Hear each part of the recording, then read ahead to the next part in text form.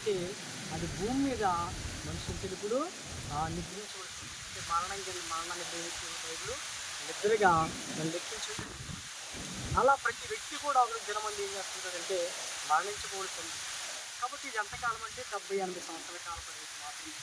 కాబట్టి ఈ 70-80 సంవత్సరాల కాల పరిమితిలో ప్రతి వ్యక్తి కూడా ప్రభుని అంగీకరించి ప్రభు నామాన్ని ఎరిగి తన అంతకున్నటువంటి పాపాన్ని విడిచిపెట్టినట్లయితే ప్రభు రాజ్యంలోకి వెళ్ళేటువంటి అవకాశాలు కల్పించబడతాయి. ఎందుకంటే ఇది మన్నైన మరలా మట్టిలోకి ఏమవుతుంది, చేరిపోతుంది.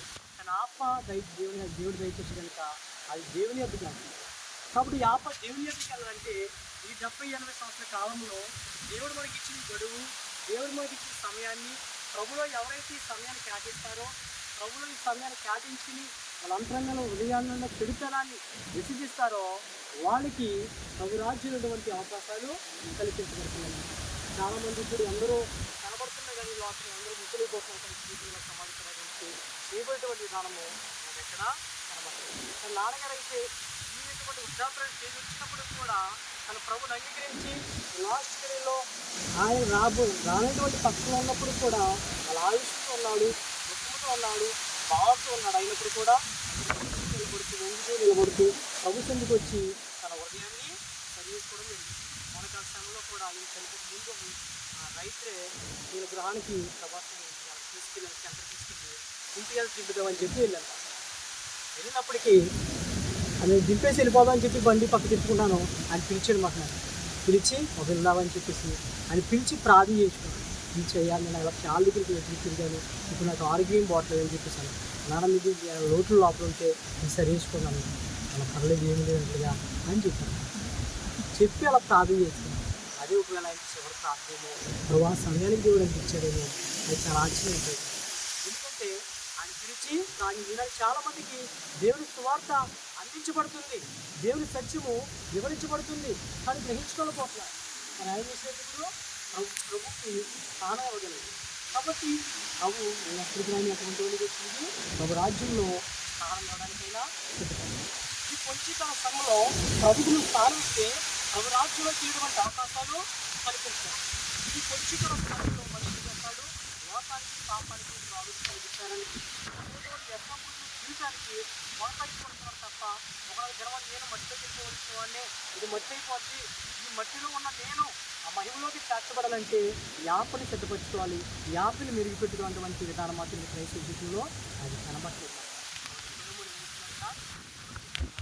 విలువలు వస్తున్న ఒక జనమంలో పడిపోతుంది. అలా ఎంతమంది విధానం కలిగి వచ్చైనా కానీ ఒక జనమంలో చేరవలసిందే, మట్టిలో తొక్కవలసిందే. కాబట్టి ఆ మట్టిలోకి చేరుకునిపే మీ హృదయాన్ని సిద్ధపరచుకుంటే రాజకీయటువంటి అవకాశాలు మనకి లోకం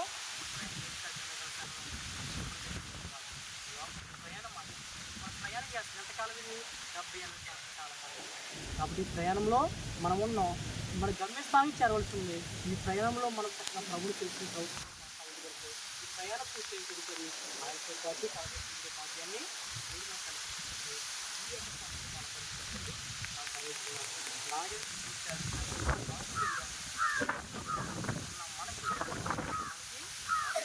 మన యాత్ర వెళ్ళిపోయాడు. మన యాత్రలో అనగా ప్రయాణం ఉంది. ఈ ప్రయాణం ఎప్పుడు సులువైపోతుందో తెలియదు, ఈ గుడారం ఎప్పుడు సులువైపోతుందో తెలియదు. కనుక మీకు సమయం ఇచ్చింది కానీ ఈ సమయం వల్ల కానీ ఈ సమయం చక్కగా సభ్యులు చేసుకుని ప్రభులో సాగితే ఎంతో గొప్ప మనకి కూడా పరిస్థితి చేసుకుని ప్రార్థన చేస్తుంది. సజీవ్ ప్రార్థన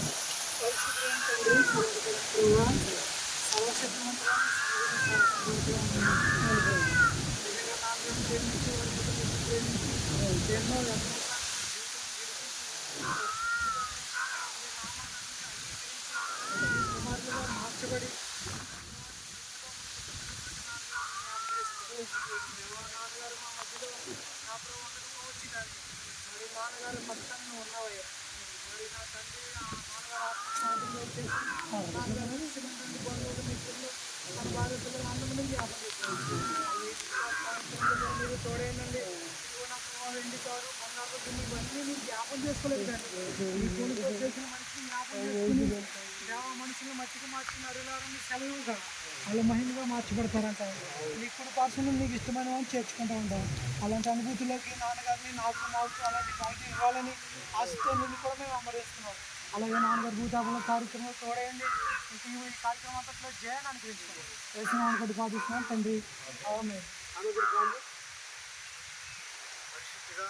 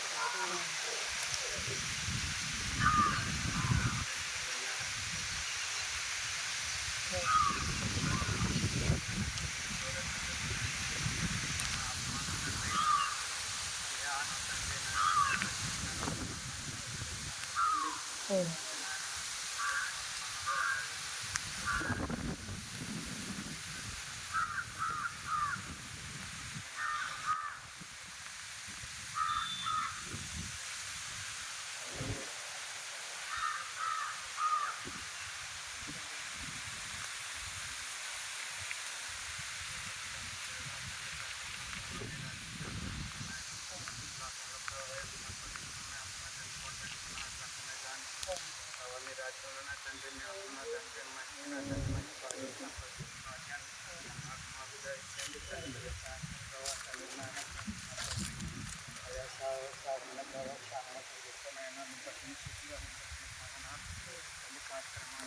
తండ్రి మీరు తోడుగా నడవండి నాయన ప్రభా నా తండ్రి అయ్యా నా తండ్రి అన్ని విషయాల్లో నా తండ్రి